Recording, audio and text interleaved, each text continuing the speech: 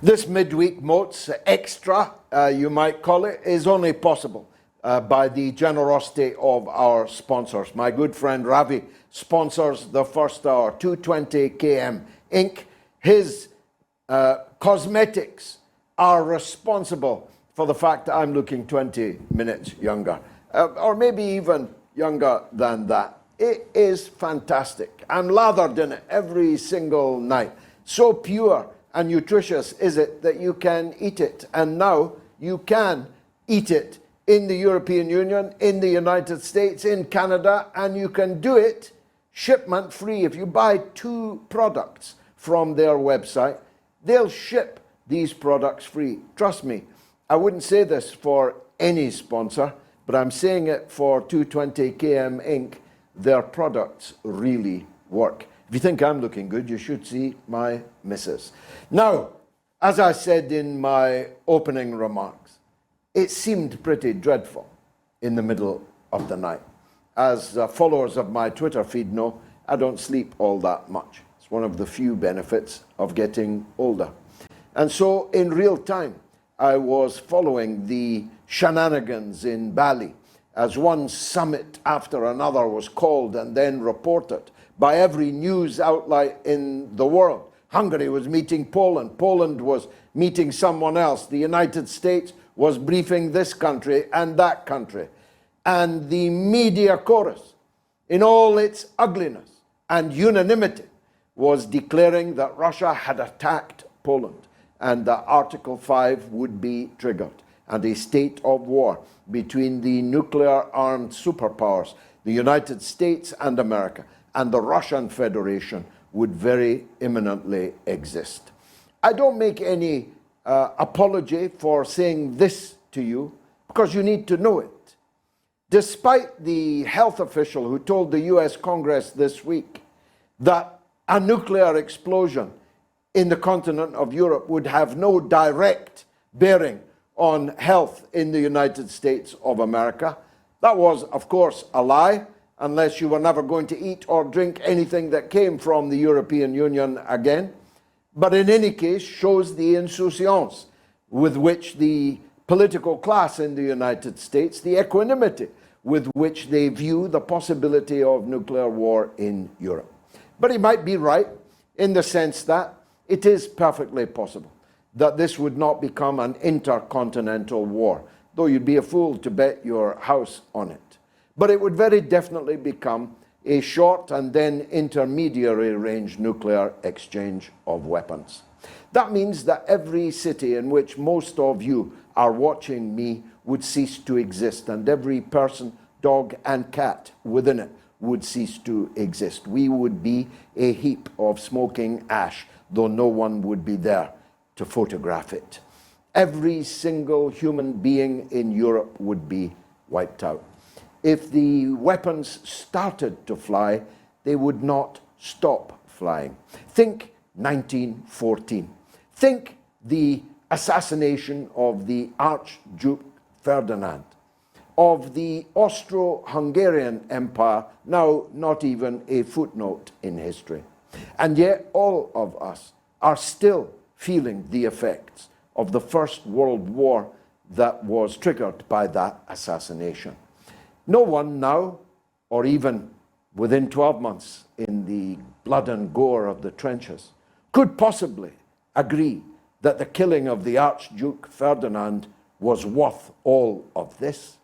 Well, that would have been the case.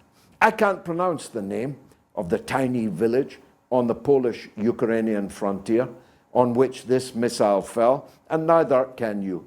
I certainly couldn't find it on the map. But my children would be required to die for it if Article 5 had been triggered, on what would, if anyone was left to write the history, have been known forever after as an entirely fake, bogus prospectus. There was no Russian attack on Poland. Although if there had been, I'd be saying to you now, why shouldn't Russia attack Poland? After all, Poland is attacking Russia. Poland has placed a state of economic siege against Russia. There are thousands of Polish fighters fighting Russians inside the Ukraine. If you don't believe me, look at the death notices in the Polish press. Look at the pictures of the passports taken from the corpses of Polish fighters on the Ukrainian battlefield. Polish weapons are openly being shunted across the frontier between the two countries to fight Russians. So I'm not sure why they were all clutching their pearls like maiden ants at the possibility that Russia might have hit them back. But of course, it didn't. It wouldn't, because Russia is a far more responsible party to this conflict than any of the other parties involved. The Russians would not attack Poland because they don't want World War III. Poland is attacking Russia because it doesn't mind, for some unfathomable reason, the consumption of the entire European continent in nuclear warfare. For those who say I'm being alarmist and that a NATO-Russia war would not necessarily turn nuclear, you know nothing about military affairs if that's what you think. If Russia was winning such a conventional war, NATO would have to use nuclear weapons to stop Russia from winning. After all, if they didn't, there might not be a Poland. There might not be a Germany. The Russians might keep on rolling their tanks all the way to Berlin, as they did rather successfully, thank God, once before. On the other hand, if NATO were winning the conventional NATO-Russia war, Russia would have to use its nuclear weapons. Of course it would. What would it? Sacrifice all of its territory? Unlike Napoleon, unlike Hitler, allow Joe Biden to conquer St. Petersburg and Moscow and take Russia and all its treasures and divide it up amongst their corporate friends, destroy the Russian Federation, balkanize it, break it into pieces? Seriously? You think Putin or Medvedev or anyone that came after them would allow such a thing? Of course not. So any war between NATO and Russia must ineluctably become an exchange of nuclear weapons, first on the battlefield, and then by a steady process of escalation into intermediate range, which means Berlin, Paris, London, Birmingham, Glasgow, Aberdeen. It means the end, mothers and fathers, brothers and sisters. It means the end, capital E-N-D. Wake up, for God's sake. Because it wasn't just the media in the early hours of this morning. On your newsstands right now are a shoal of newspapers with a lying front page splash that Russia had attacked Poland and that a state of war may soon exist between us and Russia. They're all there. Go to the supermarket after this show and you'll see them there. Never was a shoal of front pages so quickly made redundant. But it wasn't just the media. Social media was awash with people who are not of an age that they themselves would have to fight. Sometimes would not be able to fight. Oftentimes wouldn't be able to fight their way out of a wet paper bag with no tin hat, with no rifle, and no knapsack, and no intention of going to fight Russia, but determined, savagely raving for other people's sons and daughters to go and fight Russia. What's wrong with you? What is wrong with the public, especially in Britain, which is worse than any country in Europe and worse than any part of the United States, in its raving for war, in its savage longing for a war with Russia? That's a question all of us in this island have to pay closer attention to. If you don't believe me, go through the timelines of some of those who were calling for blood in the early hours of this morning. There are 5 million people calling for the blood of the owners of FPX, a Ponzi scheme which falsely portrayed itself as a cryptocurrency outfit. In fact, all it issued was IOUs for cryptocurrency. The collapse of FPX does not invalidate the case for Bitcoin, and cryptocurrency invalidates the existence of Ponzi schemes. Just like Madoff's Ponzi scheme, just like the banks, all of them, and their Ponzi scheme. Because what Bankman-Fried did is exactly what your bank is doing. It is taking your money and lending it to someone else 5, 10, 20, 50 times and earning interest from everyone that they lent your money to. If you all asked for your money back at the same time, it would collapse just like Bankman-Fried destroyed FPX, because that's all that happened. One of the biggest holders of his IOUs started dumping them, selling them, because they knew something that the rest of us didn't know. They knew that this guy and his Ponzi scheme were not much longer for this world. And the more they dumped, the faster the price fell, the more people asked for their money back. And hey presto, Bankman-Fried skedaddled to the Bahamas, where he's currently shanghaied, presumably as a precursor of deportation back to the United States, where most of the 5 million losers happen to live. So much so Madoff. He made off with billions, perhaps $10 billion lost. But this one is much more important than that.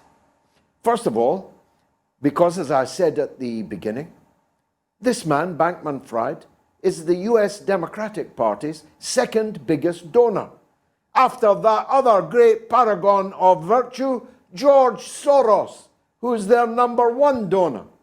Their number two donor was FPX. The victories, such as they were, that they scored in the elections in America last week were paid for by an outfit that has now collapsed, having robbed $10 billion from 5 million people. Are the Democrats going to give it back? Is Joe Biden going to send out checks to the tune of 40 million as partial compensation to all of those who've lost their money in the collapse of FPX? Surely that would be the honorable thing to do, wouldn't it? But it gets much worse, because it now turns out that there was a circle involved. You might say one of the innermost circles of hell. Here's how it looked. The Democrats gave billions of tens of billions of dollars to Ukraine. Ukraine bought millions of dollars from FPX. And FPX gave millions of dollars to Joe Biden. How's that for a loop-de-loop? How's that for a Ponzi scheme? You, the American taxpayer, gave money to the Ukrainian government that sent some of it back to FPX, who sent some of that back to Joe Biden and the Democrats. Now, far be it from me to tell the Republican Party that now controls the House of Representatives how they should conduct their business, but if they don't set up the most powerful inquiry into this apparent corruption, bigger than any corruption story ever in history, then they're fools as well as knaves. This FPX scandal might bring down two presidents, Joe Biden and Zelensky. The gray zone the peerless investigative journalist outfit operating out of the United States, and its journalist Kit Clarenberg operating out of London, have just published a breakdown of this scandal that I could not possibly match. But you must read it. And when you read it, you'll realize that this could be the end, not just for the politicians involved, but for the whole project of shipping almost breathtaking sums of money from the suffering US taxpayers directly into the coffers of the Ukrainian regime. Glenn Greenwald, the brilliant journalist operating out of Brazil, published this earlier today. This is the US funding for the war in Ukraine in the last 9 months. Never mind all that went before. In the last 9 months. In March, the US gave Ukraine $13.6 billion. In May, just 2 months later, the US taxpayer gave Ukraine $40 billion. And in November, Biden has now asked for another $37.7 billion for Ukraine. That totals $91.3 billion, which is 33% more than Russia's entire defense budget, and double the US average annual spend during its own war in Afghanistan. You need to ask yourself just what it was about the Ukrainian conflict that first attracted Biden, his family, his party, to such deep involvement in the Ukrainian war. And maybe this FPX scandal will give some of the answers. Is this just a giant money laundering expedition where the military-industrial complex have US taxpayers' dollars poured down their throats so fast they can't even swallow it?